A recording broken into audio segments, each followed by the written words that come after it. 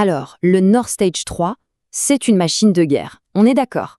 Mais comment on fait pour que ce monstre de studio devienne notre meilleur pote sur scène, surtout dans un contexte pop-rock? C'est tout l'enjeu.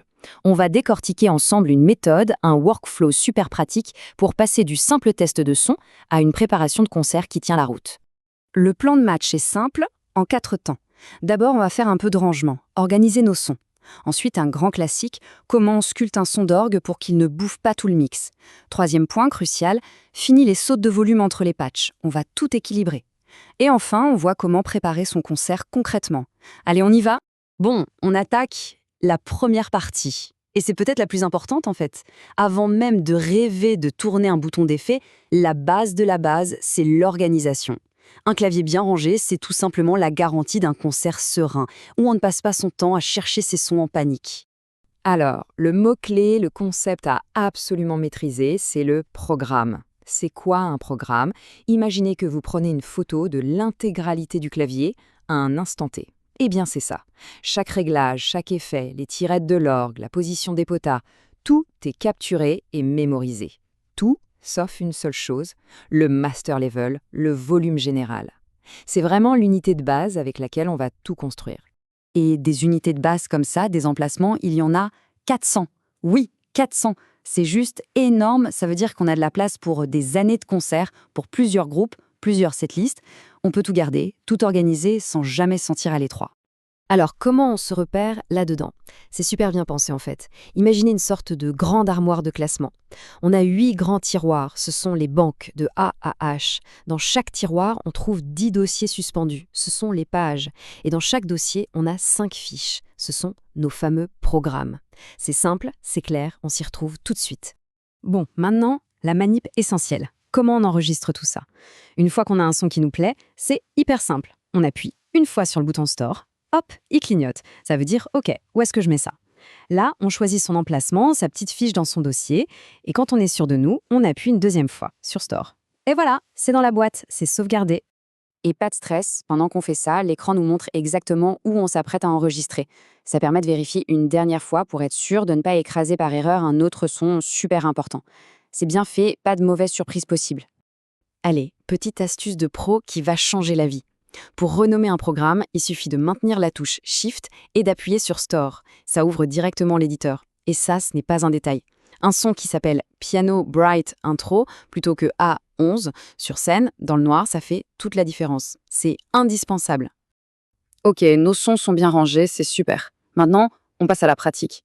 Comment on fait pour que ça sonne, mais que ça sonne bien, ensemble, en groupe? Et pour ça, on va prendre un cas d'école, l'orgue.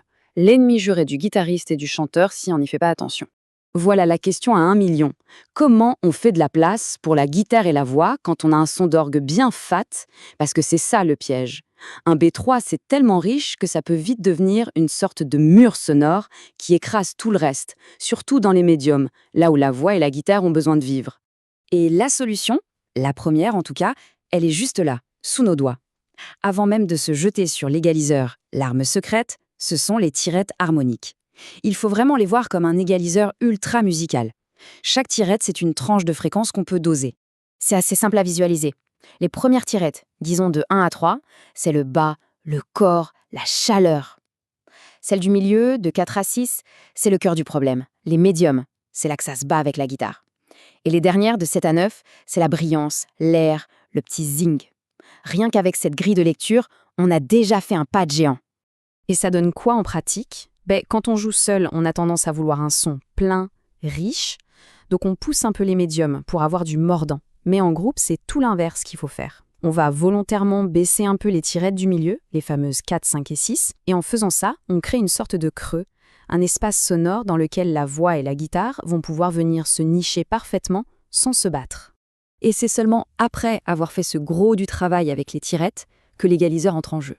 Là, il ne sert plus à faire des miracles, mais à faire de la finition. C'est un outil de précision pour enlever une petite fréquence qui gêne encore ou redonner un poil de brillance.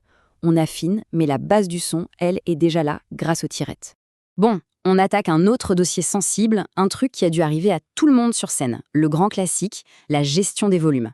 Ce moment de panique où on passe d'un son de nappe tout doux à un son de lead qui arrache les oreilles de tout le monde et on se jette sur le bouton de volume en catastrophe. Ça, c'est fini.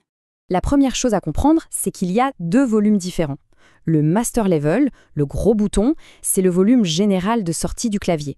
Celui-là, on fait la balance avec l'ingé son au début du concert, et après, règle d'or, on n'y touche plus. L'outil qui nous intéresse pour équilibrer les sons entre eux, c'est le niveau du programme. Et ça tombe bien parce que le Nord Stage 3 a une fonction géniale pile pour ça. Elle permet de régler le volume global d'un programme. C'est-à-dire que si on a un son avec un piano et un synthé, on n'a pas besoin de baisser le piano puis de baisser le synthé. Non, on baisse le volume du programme entier d'un seul coup. C'est un gain de temps énorme. Alors notez bien cette combinaison de touches, c'est un peu la formule magique. On maintient Shift et on appuie sur le bouton Programme Level. À partir de là, c'est la grosse molette Programme qui va nous servir à ajuster le volume global du son sélectionné.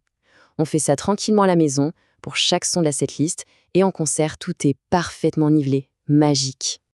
Ok, on récapitule. Nos sons sont bien rangés dans les banques. On a sculpté notre orgue pour qu'il sonne en groupe. Les volumes sont tous équilibrés. On touche au but. Maintenant, il ne reste plus qu'à organiser tout ça pour que ce soit ultra efficace sur scène. Pour ça, le Nord Stage 3 nous donne 2 options. Il y a le mode Sang, qui est super puissant si on a des concerts très écrits, avec plein de changements de son par morceau, mais honnêtement, pour un set pop rock classique, où on a besoin de 5 ou 6 sons de base, il y a beaucoup plus simple et plus direct, le mode Live. Le mode live, c'est quoi son super pouvoir? La simplicité. Il offre 5 emplacements, juste 5. Et surtout, et c'est ça qui est génial, il sauvegarde tout automatiquement. On touche à un effet pendant un morceau, on change un réglage, pas besoin d'appuyer sur Store. Dès qu'on change de son, c'est mémorisé pour la prochaine fois. C'est vraiment pensé pour la spontanéité du live. Concrètement, comment on l'utilise? C'est simple. On choisit ces 5 sons essentiels. Par exemple, un piano, un Rhodes, un orgue, une nappe, un lead.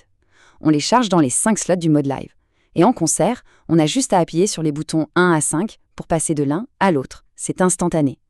Et si sur un morceau, on met un peu plus de trémolo sur le Rhodes, la prochaine fois qu'on reviendra sur ce son, le réglage sera toujours là. C'est ultra pratique. Et voilà. Le résultat de tout ça, c'est un clavier qui est prêt à affronter la scène. Tout est à sa place, les sons sont bien nommés, ils sont équilibrés en volume, ils sont pensés pour le mix. Bref, on a éliminé toutes les sources de stress technique. Et on peut enfin se concentrer sur ce qui compte vraiment. Juste jouer de la musique.